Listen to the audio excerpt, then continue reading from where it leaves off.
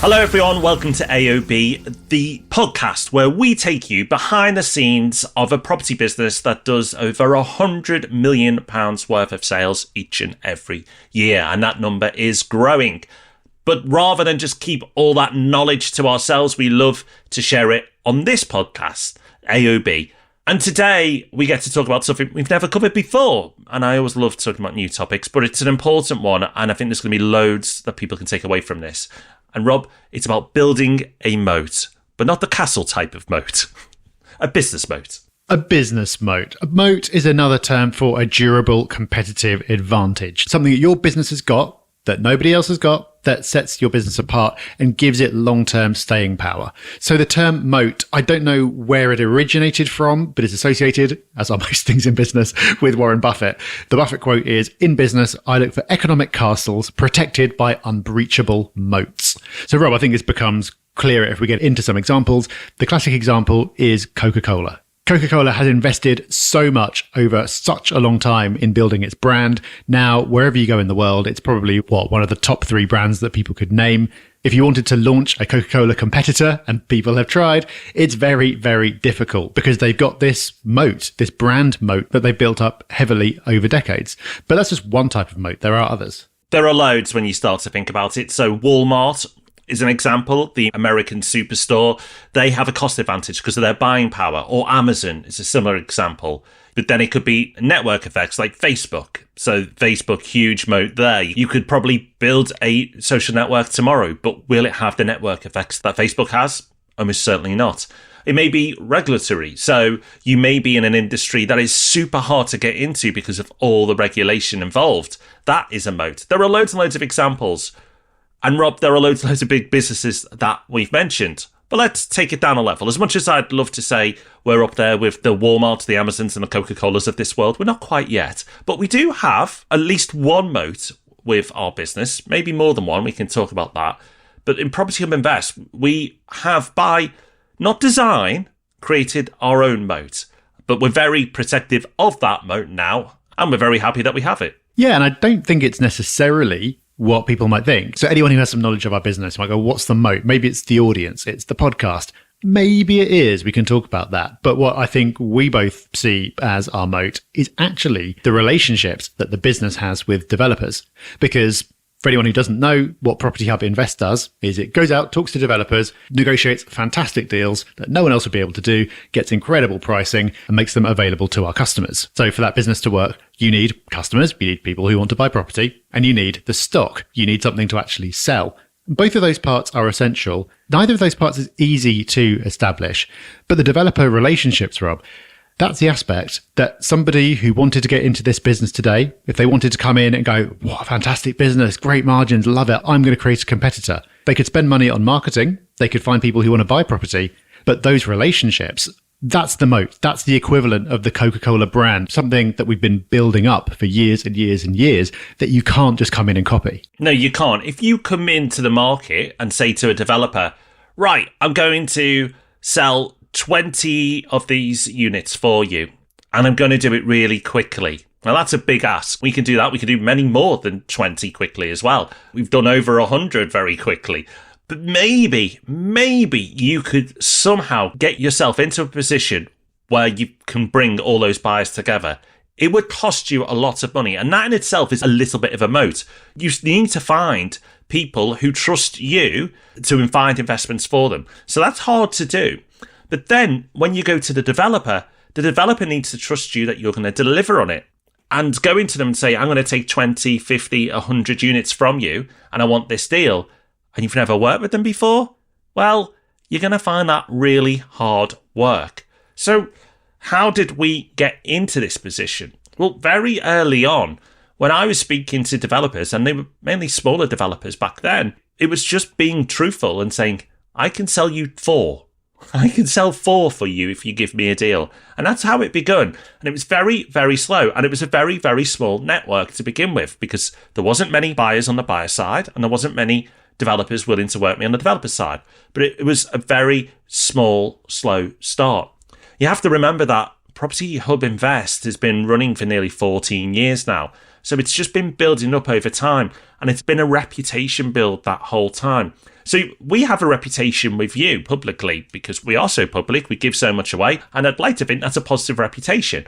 But we also have a very positive reputation with the developers as well, because we don't blast their deals all over the internet, which they like because that keeps their price integrity of their sites. We don't overpromise. In fact, what we do is we underpromise and overdeliver, and that's a tactic we've put in year after year after year to where we are now that any developer, national developer you can think of, we probably work with, and if we don't work with, we have a relationship with, like they know us and we know them.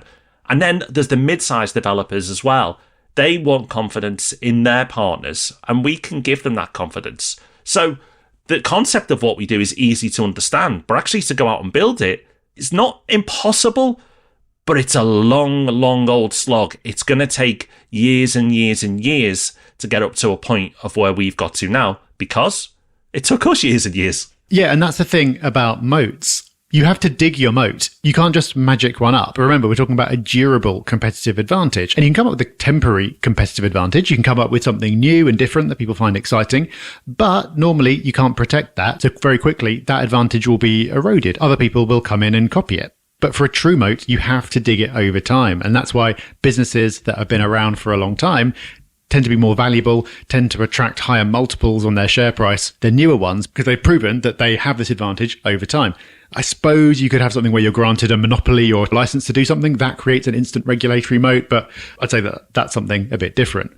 So you need to dig your moat, but then you need to maintain your moat as well, Rob, because there's always people trying to storm your castle, right? So if you get lazy, someone will come along and build a bridge or find some way of breaching your moat.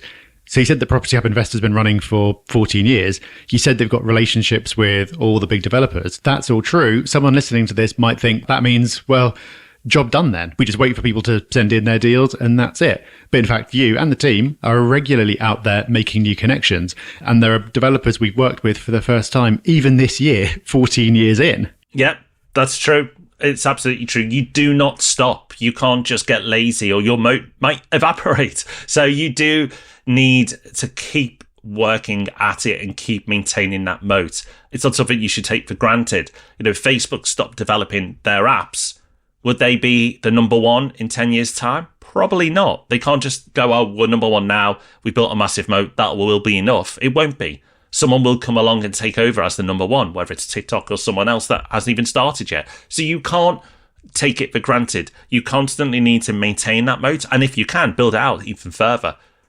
So you might be listening to this going, well, Rob and Rob, that's great. And well done. Congratulations on your moat. But what can I do as a business owner or as an aspiring business owner to build my moat? Well, the first thing to say is until you're established, do not worry about your moat. As I said earlier in the podcast, I didn't intentionally go out to build this moat. When I put the business plan together, and I did put a business plan together, it'd be funny to go back and find that and look at what I actually put down. But when I put that original business plan together, I can tell you now, there was no mention of a moat. It just happened over time. And when we realised there was one being built, then we started to build on it and protect it. You shouldn't start a business with a moat in mind. The moat is the bonus. Starting a business that works is amazing because most businesses, as it's well documented, fail. And I think a lot of people lose sight of that. Most businesses will fail. So if you can build a business that's successful, then congratulations. Once you've got that base, then look to build that moat. But with that said, let's try and give ideas of how you could build your own moat. Because I think an interesting one, Rob, that a lot of businesses could try, depends on what type of business, of course. But if you're B2C, which business to consumer, I think a great way to build a moat, and you could argue this is another one of our moats, is building a community. Giving so much to that community that they feel so loyal to you and they want to support you and champion you, which I'm very, very happy to say we're in that very privileged position. But I think we're in that privileged position because we've given out so much over the years. Yes, Property Hub Invest might have been going for 14 years, but the podcast has been going for over 10. We've not missed a week. And it's not just the podcast we've delivered as well. So we've delivered loads and loads of value out there. And off the back of that value, we've built a community, which you could say is our other moat.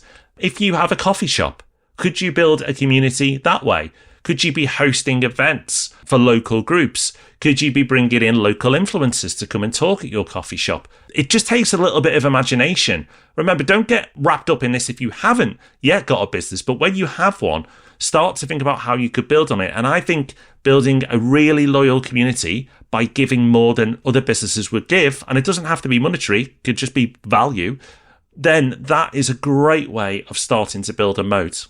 I agree, because things change over time. Whatever you're selling today may not be what people want in a couple of years' time. But if you've got a group of people who trust you, who feel like they owe you something even in some way, and where you understand them and you understand what they're trying to achieve, and they'll help you understand that by coming to you and asking for things and asking questions, then that is a moat, because even if people stop wanting whatever it is that you were selling in the first place, you're already ahead of that and you can adapt your business and you don't have to go out and find a whole new set of customers. And I think similar to that, but not the same, is brand. Brand is, again, not something you can just go, oh, I'm going to do brand, and then you're suddenly going to have one. It's something that gets built up over time, but it's tremendously powerful. So if you look at Apple, Apple's probably got one of the strongest brands in the world. What they make their money from now and what makes them $1 trillion company is not the product that they started out with. But all their products have something in common, and all their products, importantly, and everything about the way that they do business and the way they communicate makes you feel something, makes you feel a part of something. And that is super duper powerful. Even if they get completely overtaken on the technology, they take their eye off the ball, the brand will keep them going for a long, long time. Let's give you another example. What if you're a one-man band, you're self-employed, maybe you are a contractor in your area, maybe you do maintenance or a plumber or something similar. You can build a moat through reputation and service. Now, you may go, well, wait a minute, how do I build a moat? Because people can offer great service everywhere. But if your service is known and trusted in a local community, it can then go a long way to you building a moat. So I'll give you an example. A lot of places now, whether it's if you're in a city, an apartment block, or if you live in a town or a village, have WhatsApp groups, community WhatsApp groups. I'm in one. And when I needed a handyman or handy person, I asked in that group for recommendations. The same name came up multiple times. Did I carry on my search after that? No, because everyone in my community said this was the person to go to. And that's the person I went to. That person has a moat. That person's reputation is so strong locally that lots of people went out to recommend them. And that is a moat. That person may not realise that they have a moat, but they do, because their service is obviously so good that people are desperate to recommend them when asked. So if you are operating in a local area in your business, and it doesn't have to be a hands-on thing, maybe you're a dog groomer, whatever it might be, you want to be the person that everyone raves about in these WhatsApp groups, in these community groups, in those Facebook groups, because then you start to build a moat. That's right. So I think understanding the concept and the power of moats is super important, even if it's not something you get started with. So you don't start out defending your castle with a moat. You start out defending it with hand-to-hand combat. And you can stay in hand-to-hand combat for quite a long time. When you started Property Hub Invest, Rob, you were basically brute forcing it and just chipping away and knocking those doors down through force of will. And then gradually, as you kept getting results for people, it got a bit easier. So you're not going to start out with a moat, but it is essential for building long-term value. So if you want to end up with a business that is valuable, that's scalable, that's sellable, and importantly, sellable, not just something that is the equivalent of your salary for a couple of years, but sellable for real money, then you need to have a moat. So even though a moat is something that you can't start with, it's something that naturally emerges, as time goes on, and possibly earlier than you think, you can start to think, what is my moat? What is it that I've got that nobody else has? Or what is it that I'm on my way to having that nobody else has and that I'm seeing is bringing value to this business? Then with that awareness, you can deliberately start working on strengthening your moat and importantly, maintaining your moat. If we'd neglected those developer relationships, taken them for granted, gone off and focused on a different part of the business and left it alone, then the business would become less valuable over the long term because we'd start to lose what gave the business its value. So for me, Rob, this is one of those concepts that not everyone is going to be at the stage to actually take advantage of it right now. But having that awareness of it, having that in the back of your mind can be the difference between having a business which is just like a nice version of a job and having a business that ends up being super valuable. Indeed. And if you'd like to experience the moat and all the benefits it brings, then check out propertyhub.net/invest if you want to find out more about the Invest business. Or if you just want to connect with us on our socials, on Instagram, I'm Rob_Bents, and Rob is at the Rob Dix. And by searching our names, you'll also find us on LinkedIn as well. And you'll probably be surprised because many people get confused and think that I'm him and he's me by our voices. And then they're very surprised when they see the picture of the other person. I don't know why, but that just seems to be a common thing. So by joining us on our socials, you can actually understand who's been talking at you all these years. So go and check that out if you're curious. Hopefully you're curious enough to join us again next month when we'll dig behind the scenes again of our business and give you more useful content. But you've got a whole month's worth of property podcasts to keep you busy with until then. So take care, everyone. Have fun. Bye-bye. Bye-bye.